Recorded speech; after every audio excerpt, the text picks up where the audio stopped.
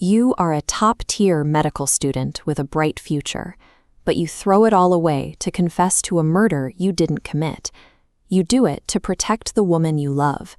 You let the handcuffs snap shut, accepting years in a prison cell because you believe her freedom is worth your sacrifice. When your sentence ends, you find that the person you protected has abandoned you. She married into a billionaire corporate empire and erased your existence. Your sacrifice gave her the platform to climb a social ladder that you are no longer allowed to touch. This is the reality for Kang Maru. The bright, trusting student who entered prison has been replaced by a man who is hollowed out and hardened. His identity has shifted from a healer to someone capable of cold calculation. He has no money and no medical license.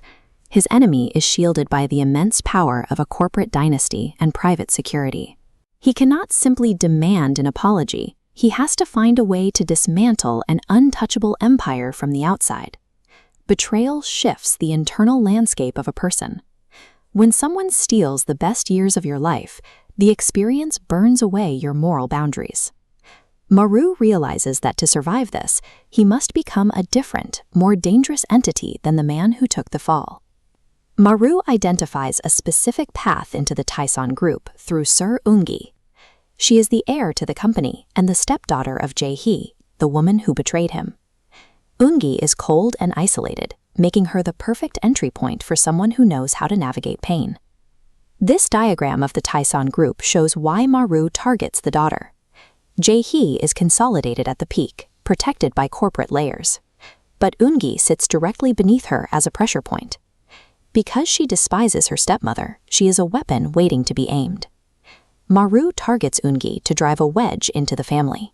He uses his understanding of trauma to bypass her defenses, presenting himself as the only person who can see past her abrasive exterior. He navigates the company's structural defenses by appealing to her need for a genuine connection. He is using the same emotional manipulation that destroyed him. Jae-hee used Maru's love to save herself. Now, Maru manufactures affection to earn Eun-gi's trust. He is preparing to shatter her life to reach the woman at the top. The trap works. As Eun-gi falls for him, she alienates herself from Jae-hee, destabilizing the corporate succession. Maru moves his pieces into position, backing his ex-lover into a corner, where she risks losing the empire she sacrificed him to obtain. A revenge plan requires the architect to treat human beings as collateral damage. Maru looks at Eun-gi and forces himself to see a tool rather than a person, accepting that he must become as calculating as his abuser to win. But human connection is difficult to simulate without consequences. As Maru executes his plan, his detachment begins to fail. He witnesses Eun-gi's loyalty and her quiet moments of vulnerability, and his synthetic performance begins to feel real. The narrative shifts when a severe accident leaves Eun-gi with amnesia. This creates a vacuum, stripping away the social conditioning and corporate baggage that defined her character. This shift removes the ruthless corporate heir. It leaves behind an unguarded human being. Eun-gi loses her memories of the company and her defenses, looking to Maru for protection because he is the only person she instinctually trusts in a world of strangers.